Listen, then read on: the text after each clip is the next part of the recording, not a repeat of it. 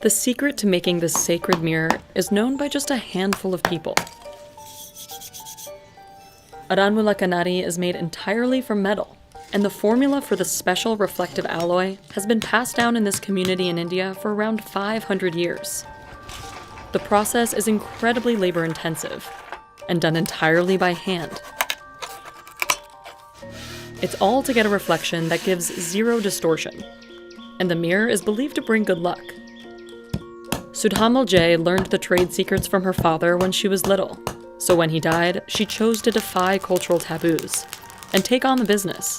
പിന്നെ ഏത് സ്ത്രീകൾക്കും ഇത് എത്ര ബുദ്ധിമുട്ടുള്ള ജോലിയായാലും ചെയ്യാൻ സാധിക്കുമെന്നുള്ളതിൻ്റെ ഒരു തെളിവും കൂടിയാണ്. She's carried the business through a devastating flood and the pandemic. So what makes this mirror so unique? And how is this centuries-old craft still standing? Aranmula Kannadi gets its name from its birthplace, a district in Kerala known for its rich culture, and for its temple, where the mirror was born. Originally, only royals and priests could use the mirror for rituals. Today, it's more accessible, but the social and spiritual importance still remains, and so does the age-old process. സാധാരണ glass മിററും Aranmula കണ്ണാടിയും തമ്മിലുള്ള വ്യത്യാസം എന്ന് പറഞ്ഞാൽ നമ്മൾ ആറന്മുള കണ്ണാടി ആദ്യം മുതലേ നമ്മൾ ഹാൻഡ് മെയ്ഡ് കൈകൊണ്ട് തന്നെയാണ് അതിൻ്റെ എല്ലാ വർക്കുകളും ചെയ്യുന്നത്. ഒരു മെഷീനറിയും നമ്മൾ ഇവിടെ ഉപയോഗിക്കുന്നില്ല. Sudhamal works with her son Niranjan, often into the night. They're melting down the raw metals that they'll need for tomorrow's batch of mirrors. An old roof tile makes the perfect mold. Niranjan seals the end of it so that the molten metal won't leak out. The mirror's alloy is made of tin and copper. They're melted down separately and poured into different molds. The next day, the tin and copper rods will be broken up and melted down together in the perfect ratio to create the mirror's reflective surface. Sudhamal starts the day by making the clay. It'll be used to build the mold for the mirror. She crushes up leftover pottery into a fine powder.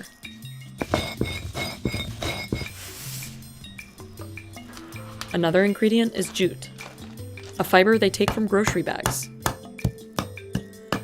She mixes the jute and the pottery dust with mud that she harvested from a nearby paddy field.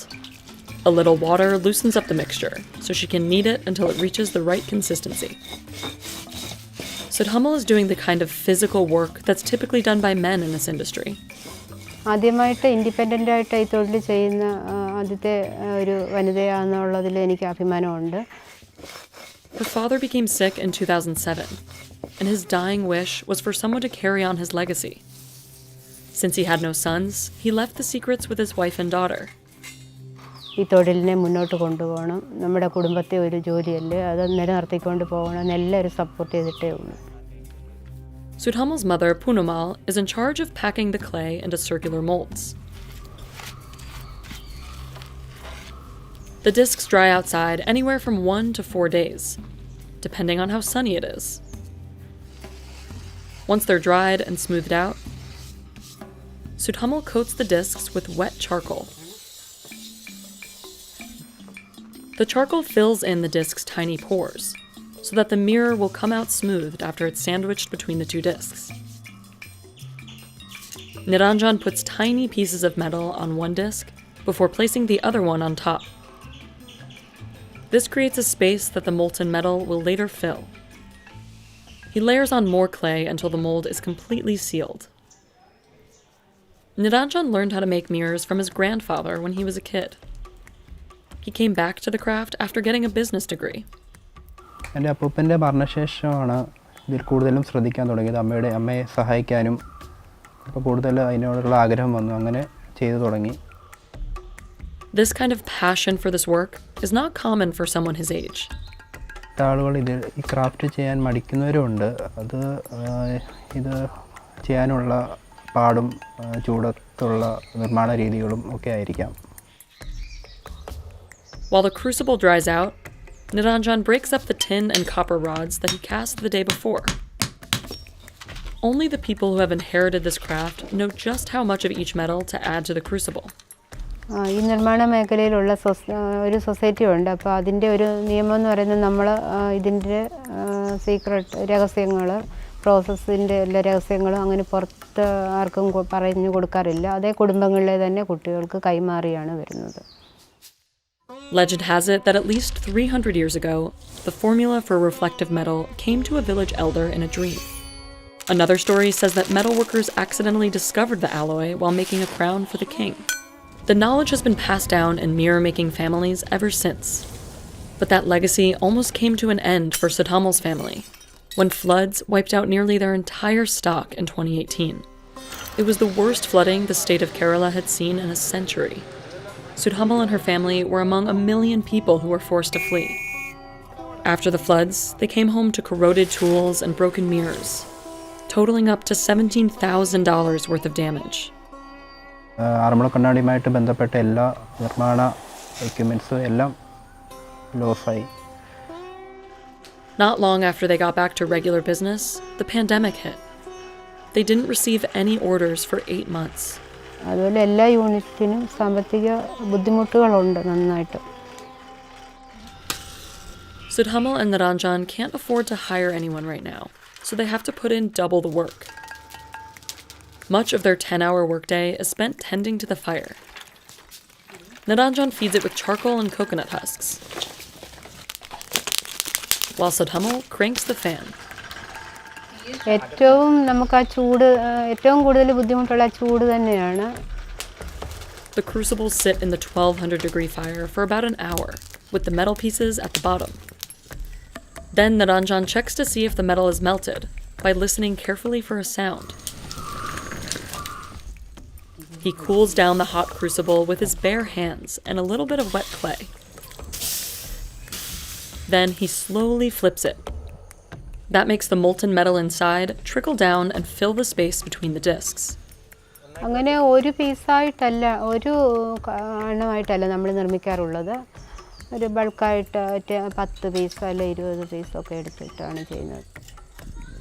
To double check that it worked, he cracks open the top of each one. If there's a little metal left over, that means the mirror was successfully forged. But things don't always go according to plan. Sometimes the metal leaks out and doesn't form the mirror. But they always make sure to recycle leftover pieces back into the process. The next day, it's time for the reveal.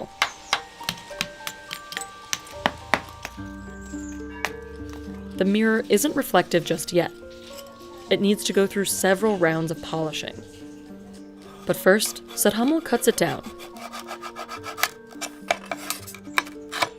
The size will determine the price. These mirrors range anywhere from $20 to $1,300. Their most popular kind is a handheld mirror called Valkanadi. It's the same one that was used by royals. And today it's often gifted for housewarmings and weddings.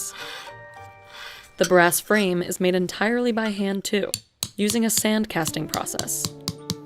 They make big batches of these frames a couple times a year. And the designs are all hand chiseled.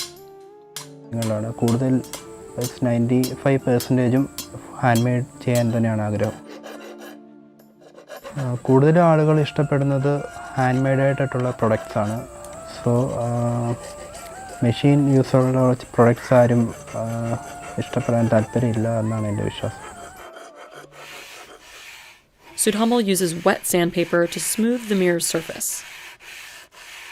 She applies a few drops of coconut oil to polish it. And then she finally places the mirror inside the brass frame, using a homemade adhesive. പിന്നെ പണ്ട് കാലം മുതലേ മണലും മെഴുകും ചെഞ്ചലും ഒരു പ്രത്യേക അനുപാതത്തിൽ ഉരുക്കിയെടുത്ത ആ മിശ്രിതത്തെ മണലുമായിട്ട് ചേർത്താണ് ഒരു അരക്കുണ്ടാക്കുകയും. Sudhamal gives it a few more rounds of polishing with more coconut oil and a velvet cloth. They always put a sticker on the back of the frame to mark its authenticity. It's a crucial step, since counterfeit Aranmula Kannadis take up a huge part of the market.